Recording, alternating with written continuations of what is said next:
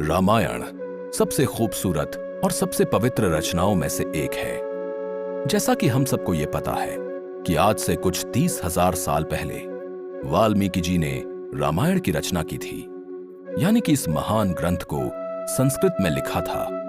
ऐसा माना जाता है कि रामायण जिसने भी पढ़ी उसको जीवन जीना आ गया, यानी कि लाइफ को किस तरह से जीना चाहिए उसने ये सीख लिया। अपनी लाइफ को कैसे बैलेंस रखना है, उसमें क्या ऐसे नियम होने चाहिए जो आपको एक अच्छा इंसान बना सकते हैं, ये सारी ही सीख हमें सिर्फ इसे पढ़ने से ही मिल जाती है।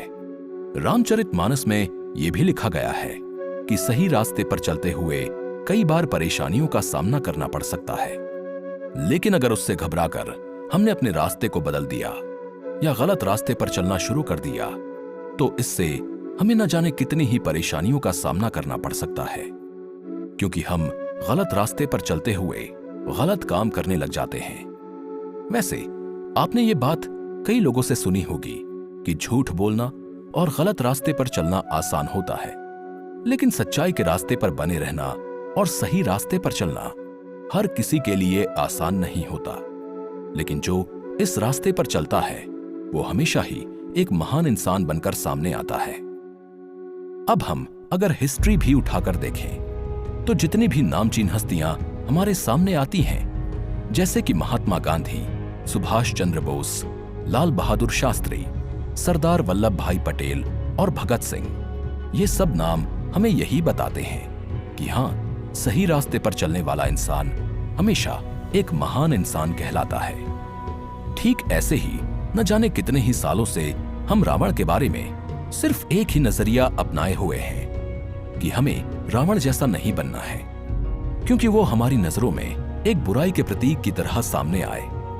जबकि ये बात सही है कि हमें रावण जैसा नहीं बनना है, यानी कि रावण जैसा बुरा नहीं बनना है, लेकिन उस बुराई के अलावा रावण के अंदर अनगिनत अच्छाइयां भी थीं, और अगर उन अच्छाइयों को हम अपनाएं तो हम एक अच्छे इंसान बन सकते हैं। और इस बात को स्वयं प्रभु श्री राम भी जानते थे। रावण यानी कि दशानन भी इन्हीं बातों का ध्यान रखते थे और बचपन से ही अपनी ही उम्र के बच्चों के साथ खेलने कूदने और नादानियां करने की उम्र में भी वो एक अलग ही सोच रखते थे। अपने पिता की ही तरह हवन, यज्ञ और अनुष्ठान करवाते थे।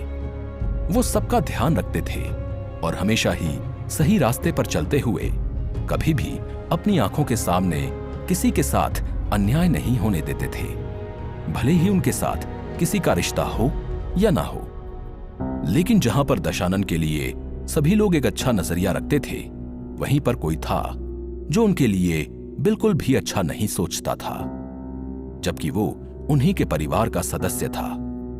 आमतौर पर ज्यादातर लोगों को दशानन के दो भाइयों कुंभकर्ण और विभीषण के बारे में ही पता है, लेकिन कई धर्म ग्रंथों में यह भी पाया गया कि दशानन के दो सगे भाइयों के अलावा रावण का एक सौतेला भाई भी था, जिन्हें हम कुबेर के नाम से जानते हैं। रामायण के हिसाब से महर्षि पुलत्स्य से ब्रह्मा जी के पुत्र थे।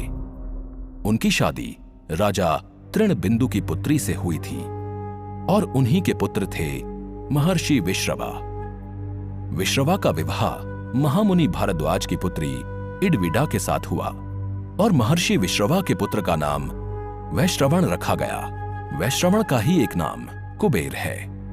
महर्षि विश्रवा की एक और पत्नी थी जिनका नाम कैकसी था। वो राक्षस कुल की थी और उन्हीं के पुत्र थे दशानन, कुंभकर्ण व विभीषण का जन्म हुआ।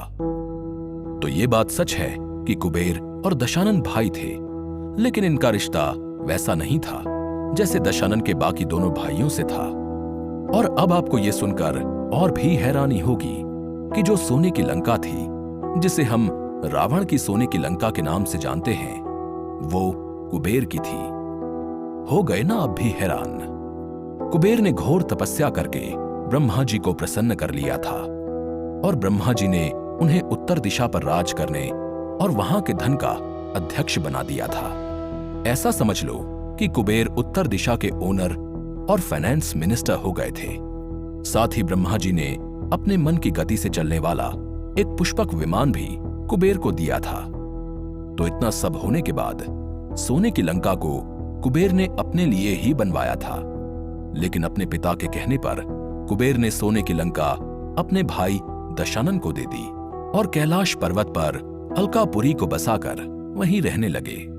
लेकिन दशानन जब दुनिया को जीतने के लिए निकले तो उसने अलकापुरी पर भी हमला किया और कुबेर को हराकर उसका पुष्पक विमान छीन लिया।